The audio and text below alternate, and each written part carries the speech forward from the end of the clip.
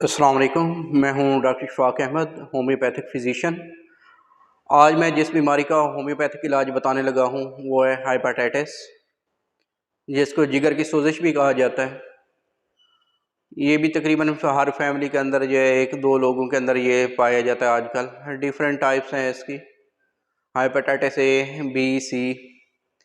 ये viral infection होता है, वायरसेस की वजह से ये होता है।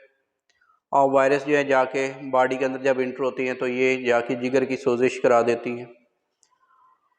अब इसकी जो है डिफरेंट अलामत आ रही होती हैं कि जो ये टाइप्स होती हैं उसकी बेस पे जो है कुछ अलामत एक जैसी होती हैं, कुछ जो है ना एक दूसरे से मुख्तलिफ होती हैं। अब उस होम्योपैथी के अंदर जो है कुछ ऐसी मेडिसन है जो कि हम सिम्टम्स की बेस पे दे के हेपेटाइटिस को क्योर कर सकते हैं। अब कुछ लोगों के अंदर जो है अगर हम टाइप्स इसकी सेवेरिटी की बेस पे देखें या ड्यूरेशन की बेस पे, तो कुछ चीज़ें ने एक को एक्यूट कहते हैं, दूसरा जो है वो क्रॉनिक है। एक्यूट ये होता है कि अचानक से ये हो जाता है और ज़्यादा दिन नहीं हुए होते, और क्रॉनिक जो है इसके अंदर 5-6 माह हो चुके होते हैं हेपेटाइटिस को, और उसके साथ ही जो है डिफरेंट अलामत आ रही होती हैं। तो जब भी हमने इसका ट्रीटमेंट करना है, मेडिसिन लेनी है, तो उसमें जो है सेल्फ़ मेडिकेशन से परहेज़ करना है, सेल्फ़ मेडिकेशन नहीं करनी। कि आज जो मैं मेडिसिन बताने लगा हो सकता है कि ये कुछ केसेस जो है उनको कवर कर लें, कुछ केसेस के अंदर जो है प्रॉपर जो है वो, क्योंकि हर डिज़ीज़, कोई भी डिज़ीज़ हो उसके लिए प्रॉपर केस टेकिंग की ज़रूरत होती है, फिर ही मेडिसिन जो है उसकी बेस पे सिलेक्ट की जाती है। तो जब भी मेडिसिन इसकी लेनी है तो किसी भी कंसर्न होम्योपैथ जो है, रजिस्टर्ड होम्योपैथ, उससे कंसल्ट करना है, फिर ये मेडिसिन लेनी है। अब मैं आता हूँ कि कौन कौन सी ऐसी होम्योपैथिक मेडिसिन है जो कि इसके लिए इस्तेमाल की जा सकती हैं। तो फर्स्ट वन जो है हमारे पास मेडिसिन आ जाती है एंड्रोग्राफिस है, होम्योपैथिक मेडिसिन। इस तरह आर्सेनिकम एल्बम है, औरम मेट है, कार्डस मेरियानस है, करिका पपाया है, ब्रायोनिया है। ये मेडिसिन जो है कुछ ऐसी हैं जो कि इस्तेमाल की जाती हैं। कुछ जो है मदर टिंचर्स के फार्म के अंदर हम देते हैं, कुछ जो है पोटेंसीज की फार्म के अंदर।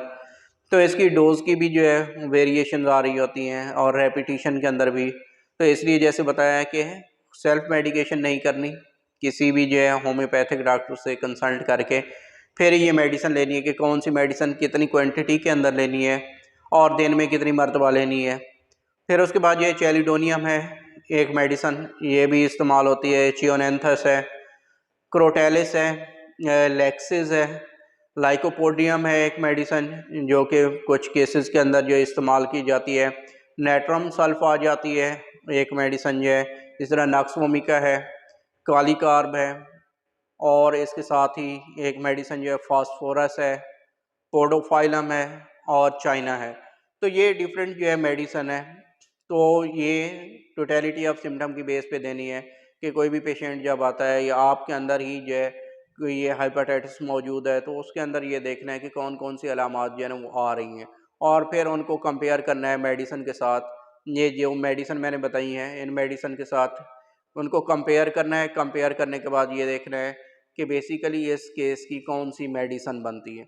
तो जो उन सभी अलामात को कवर कर रही हो वही मेडिसिन जो वो लेनी है।